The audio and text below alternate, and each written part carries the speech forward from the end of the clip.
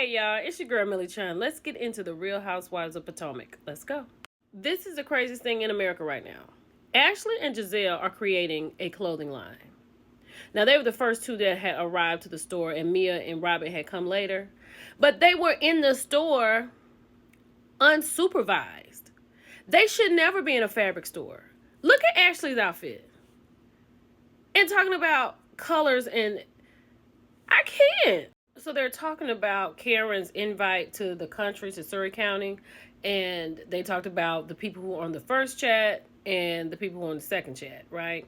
And Wendy is having something, well, Eddie is having something with his Happy Eddie dispensary, and Nneka's husband was not on the chat.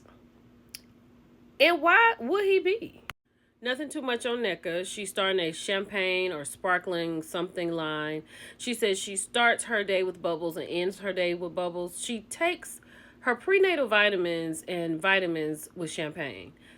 You may want to look into that and see how that factors in trying to have a baby. But that's all I got for her. So Candace and Chris are talking about attending Eddie's Happy Eddie dispensary opening or whatever. And he's going to be there, but she can't be there long because she has work. But she gave him very detailed, itemized items to buy for her. So Candace wants to know, how is Chris going to react seeing forehead, ankles, Giselle? He said, he's just going to say hello. And he said, plus he's never seen an angry stoner, right? And I'm sure Chris can handle himself.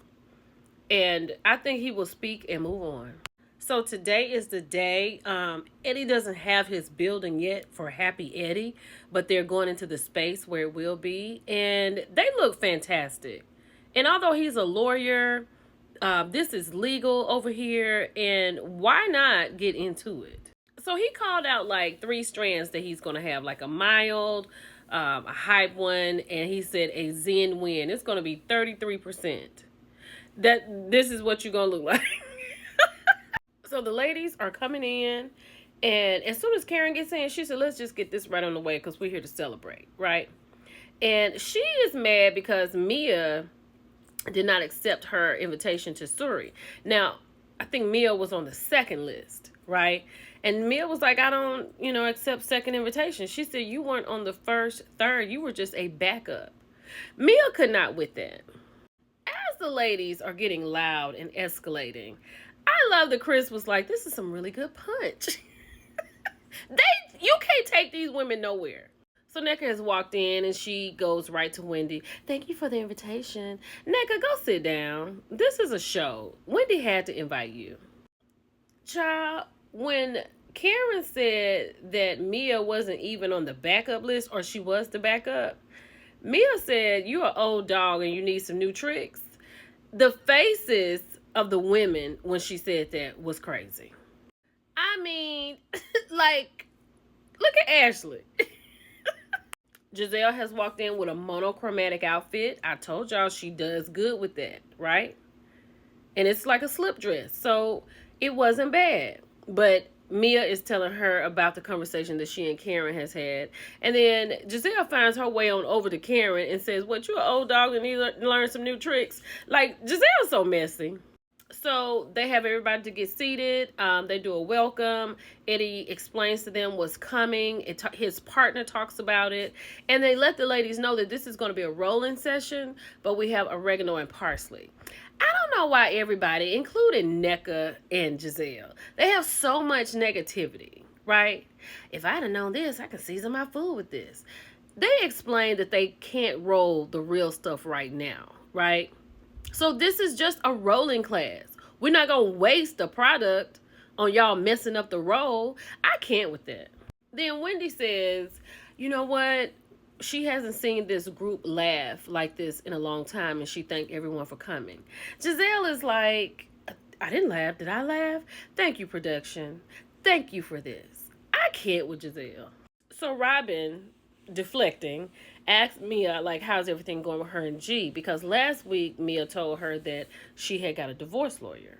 Mia basically said, I'm not leaving right now because he has nowhere to go and he has no one. She went on to say that G's family doesn't even care if he eats. Like, she was like, that would make me a really bad person. Well, child, what's going on now with you and Incognito? Because that's what I want to know. So Nneka has found herself over to Wendy to speak to her alone. And she wants to invite Wendy out to have a conversation so they can talk about everything that has happened. Wendy is not so receptive, but she did say, I received what you're saying to me.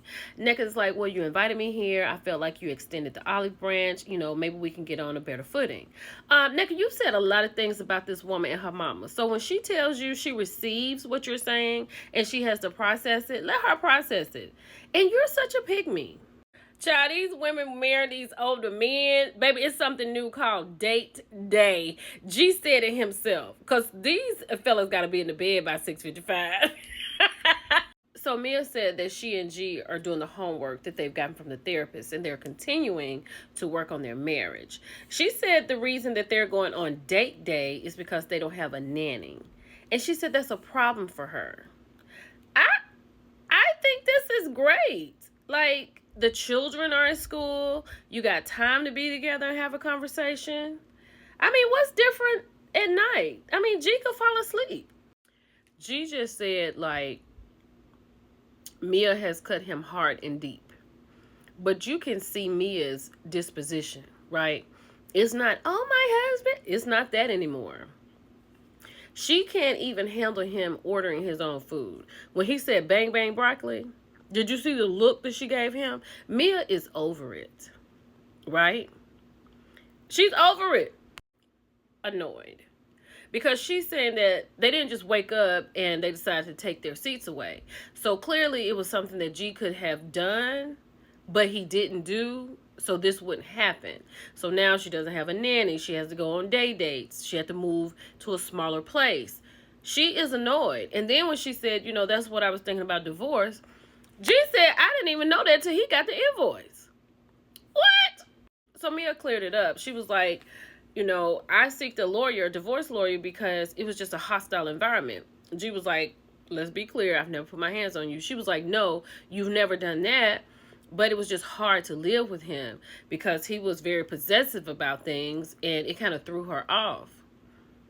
And then they awkwardly segued into Ashley and Michael getting a divorce and G doesn't think it's going to happen.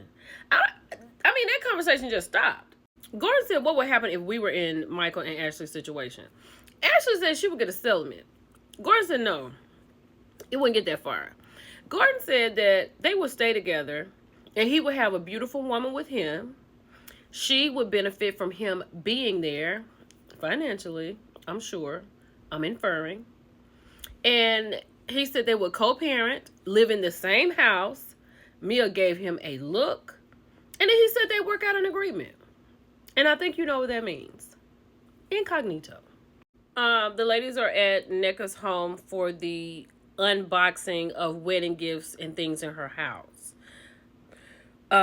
Wendy didn't come, and I don't know why she thought Wendy would come and unbox her things, right? But Giselle's like, oh, did she let the host know? Giselle, be quiet with your night dress on, okay? But one thing Giselle did that I noticed also, she asked Karen, has she been freshened up a bit? Because when Karen and Mia were going at it, Karen looked a bit refreshed. Like in the face area. I can't put my hand on it, but something definitely has been tightened up. So they have gathered, and Candace wanted to know why was Mia and Karen into it. And Mia said because she called her a trick. Karen said Mia just wants her light. And she's a grown woman, and she doesn't have to shine on Mia. Insert the words. So then they played the flashback where Mia was talking to Karen about talking to somebody and doing something in the bathroom. Karen said, y'all been at me about 8 years for this, and I've never come after your marriage when I heard about you meeting up with a rapper. Incognito. P.S. Look at Ashley and Giselle. Look at GNA. This is ridiculous. Child, so Karen's like, I don't have to tell you who I got it from, but she's openly dating. Mia said, first of all, he is not a rapper. I love Mia.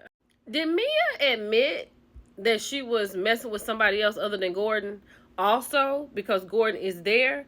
I I didn't get that. Did you get that? NECA is messy. And Robin is loving it. It's your girl, Millie Chun. Bye, y'all.